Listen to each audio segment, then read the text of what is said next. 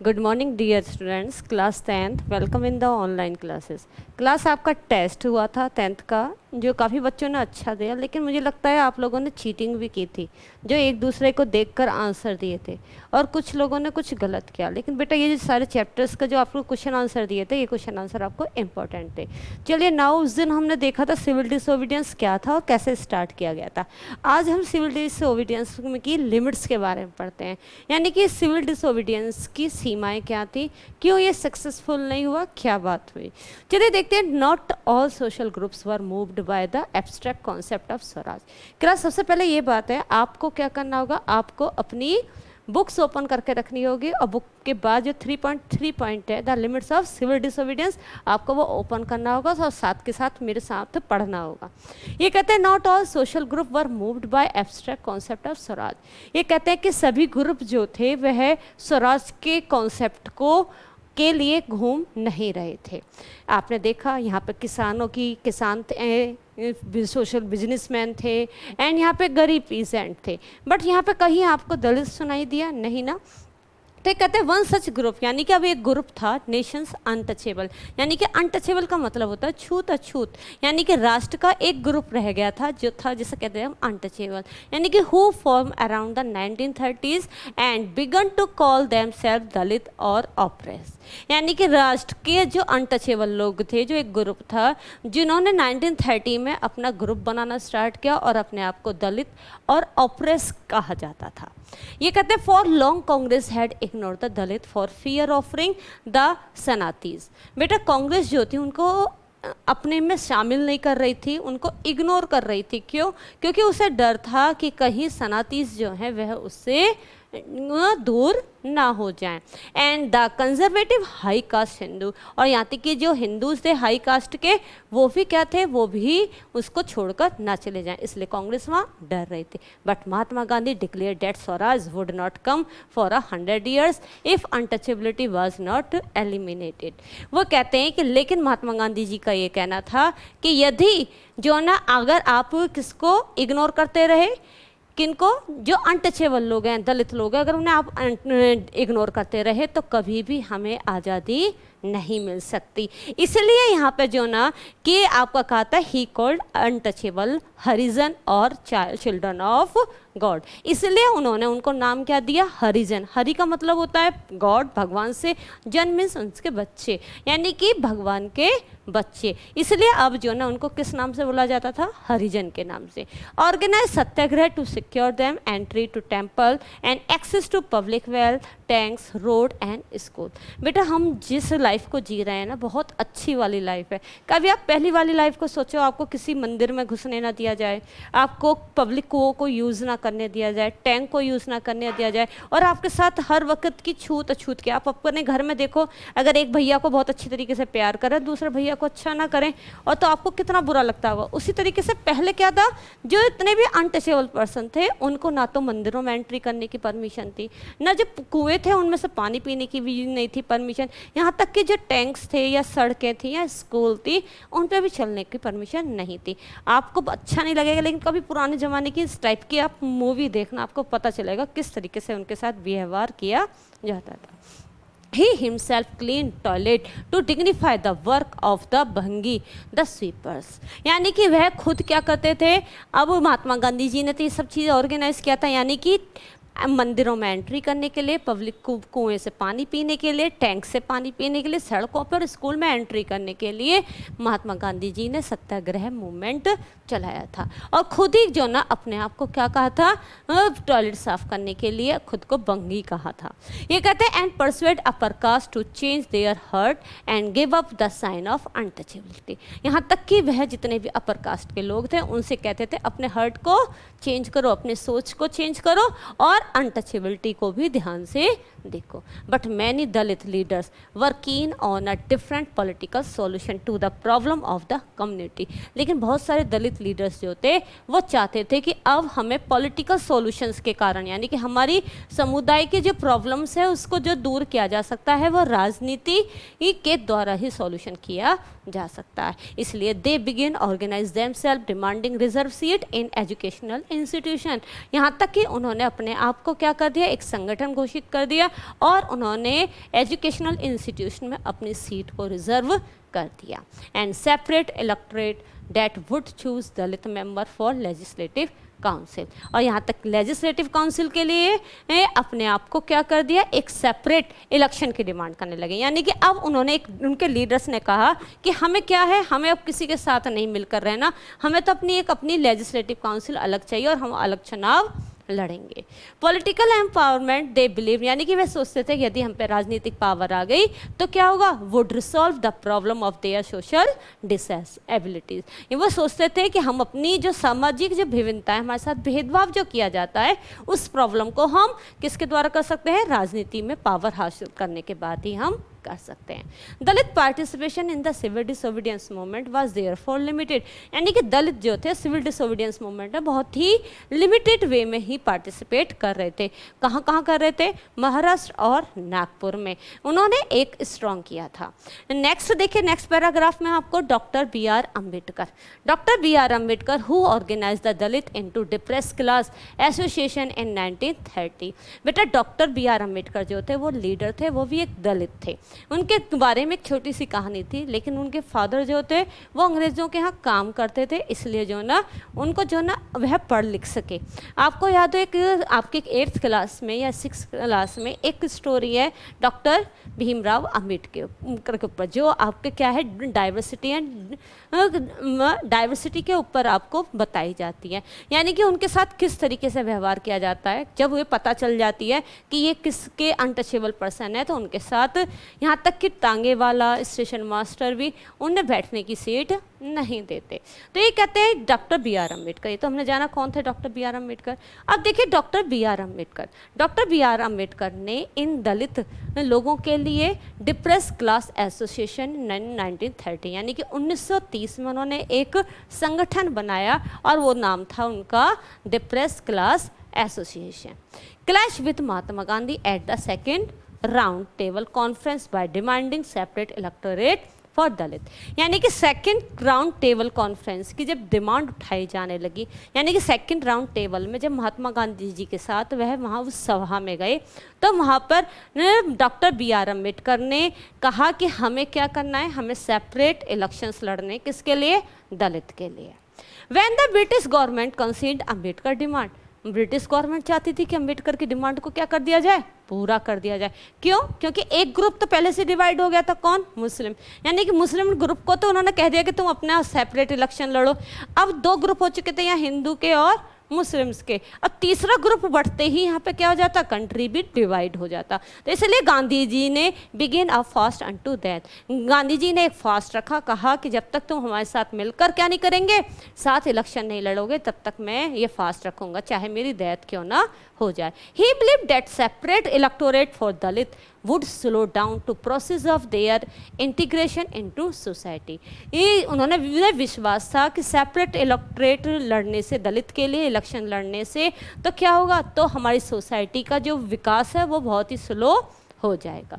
Ambedkar ultimately accepted Gandhiji's position and the result was the Poona pact September 1930। Ambedkar ने जो है ना गांधी जी की यह जो अल्टीमेटम उनको चेतावनी दी थी, उस चेतावनी को स्वीकार कर लिया और अपनी पोजीशन भी, यानी कि उन्होंने कहा कि हमें क्या है, 1932 में जो सितंबर में एक उन्होंने संधि की, उस संधि का नाम था पूना पैक्ट। इसमें डिप्रेस क्लास को, यानी कि बाद में किस नाम से जाना जाने लगा, उन्हें शेड्यूल कास्ट के नाम से जाने लगा, और यह उनके लिए सीट क्या कर दी गई, provincial and central legislative council कर दी गई। But they were to be voted in by general electorate, यानी कि लेकिन उन्हें क्या था, जनरल इलेक्शंस में एक साथ, यानी कि उन्होंने कहा सेंट्रल लेजिस्लेटिव काउंसिल में उनकी सीट क्या कर दी जाए, रिजर्व कर दी जाए, तभी हम क्या है साथ इलेक्शन लड़ेंगे। तब वह उन्होंने एक साथ इलेक्शन लड़ा। The Dalit movement however continue to be apprehensive of the Congress led national movement.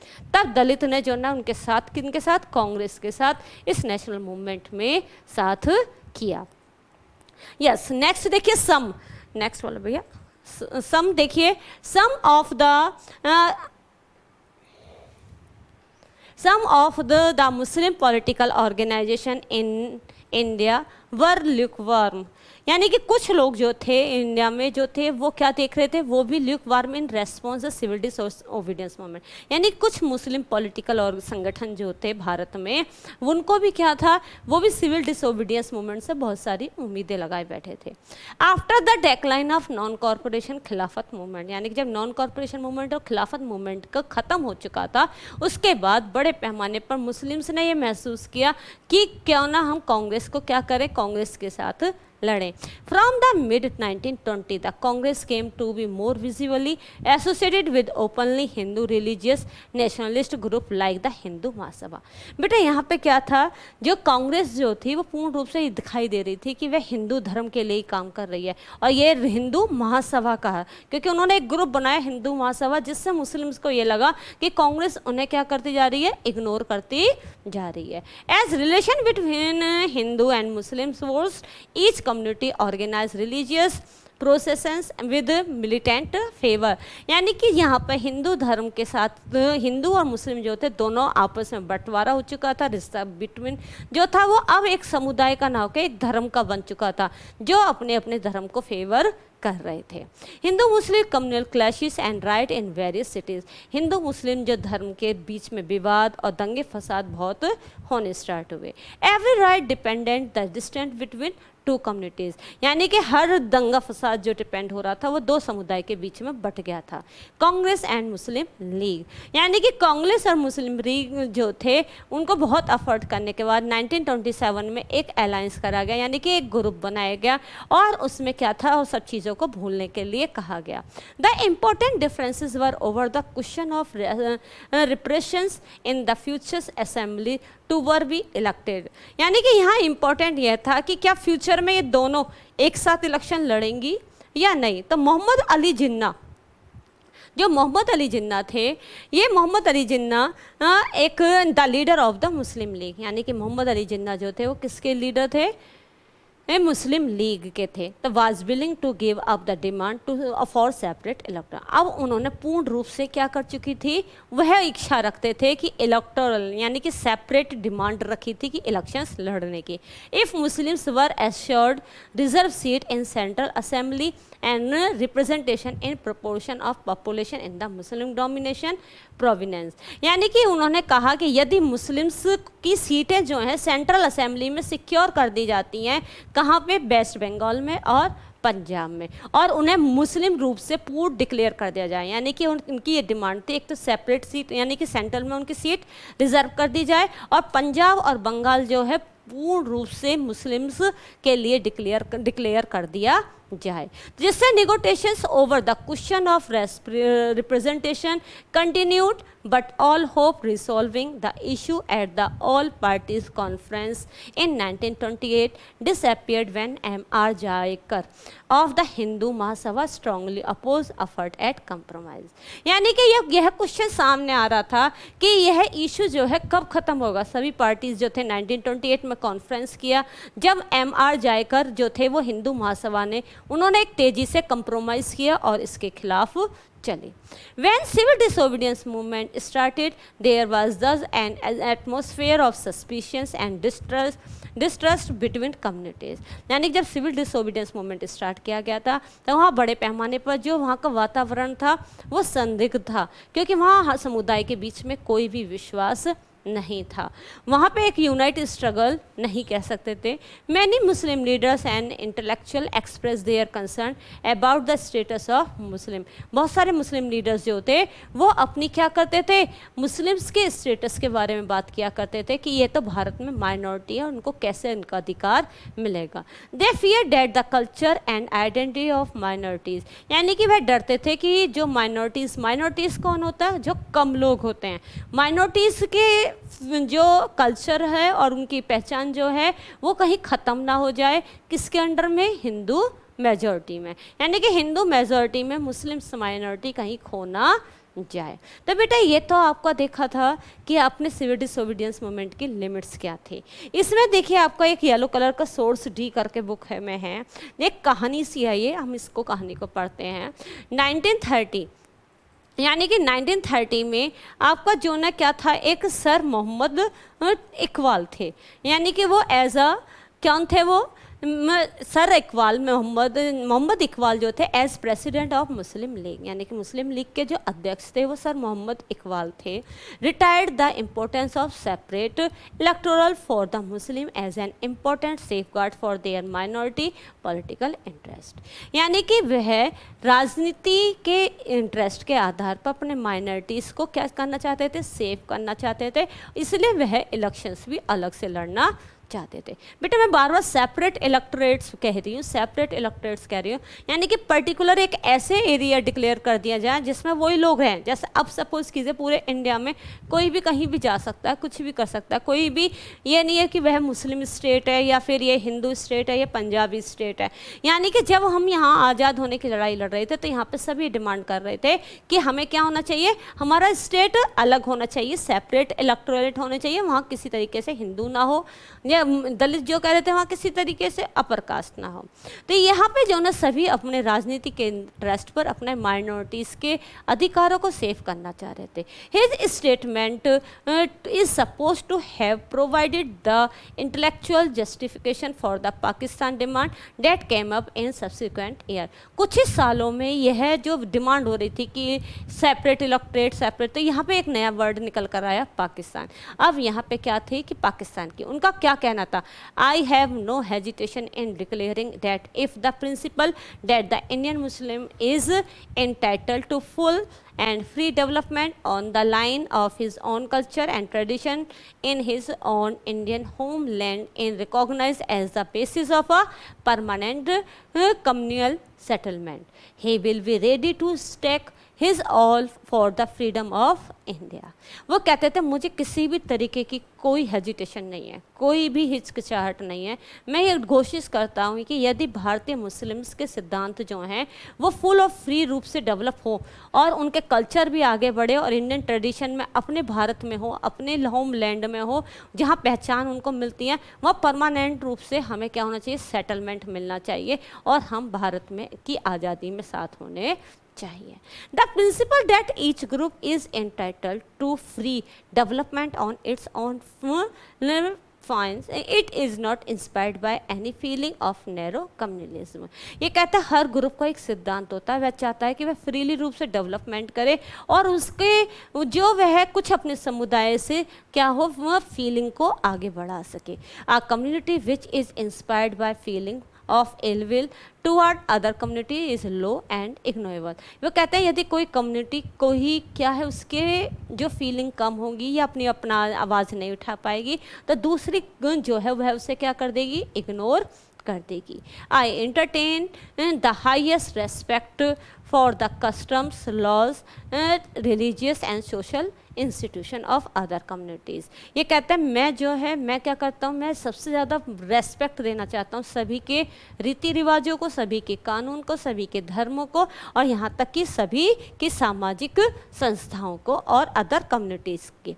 ये कहते हैं it is my duty according to the teaching of the Quran. ये मेरी ड्यूटी है किसके द्वारा, कुरान के उपदेशों के द्वारा। एवं यहाँ तक कि defend their place of worship, मुझे अपनी क्या करनी है, अपनी पूजा के स्थान को भी सेफ करना है और यहाँ तक कि ग्रुप के अपने जो व्यवहार है, अपनी लाइफ को भी क्या करना है, एक अच्छी तरीके से एक धर्म के रूप में आगे बढ़ाते हुए चलना है। Communities in its higher aspect, कहते हैं समुदाय जो है वो सबसे ऊंचाई पर है और यह indispensable formation harmonious whole in a country like India. पूरे भारत में क्या है, सभी के लिए ये सौहार्द ये एक वर्ड जो है कम्युनलिज्म, यह एक इम्पॉर्टेंट माना जाता है। हमारी सोसाइटी जो है territorial as in European country, यानी कि हमारी इंडियन सोसाइटी जो है वो यूरोपियन कंट्रीज़ की तरह नहीं है। हमारे यूरोपियन डेमोक्रेसी का सिद्धांत जो है वो किसी भी अप्लाइड होता ही नहीं है, यानी कि किसी भी कम्युनल ग्रुप के फैक्ट को पहचान करता भी नहीं है। बट मुस्लिम्स की डिमांड जो है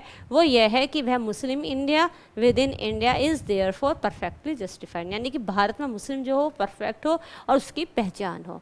हिंदू सोचते हैं कि that separate electorate are contrary to the spirit of true nationalism. नहीं, हिंदू सोचते हैं कि जो ना राष्ट्र की जो सच्ची आत्मा है, सच्ची जो आत्मा है वो सेपरेट इलेक्टोरल से है, ऐसा नहीं है। Because he understand the word nation, यानी कि वह समझें कि वर्ड नेशन राष्ट्र क्या है। इसका मतलब है to mean a kind of universal amalgamations in which no communal entry और oath to retain its private individually such a state of thing. ये कहते हैं पर्टिकुलर किसी एक व्यक्ति का नहीं है, ये क्या है, सभी स्टेट का है, सभी समुदाय का है, यहाँ पूरी सभी पार्टी को एक साथ होता है, यहाँ किसी को भी निकलने का कोई अधिकार नहीं है।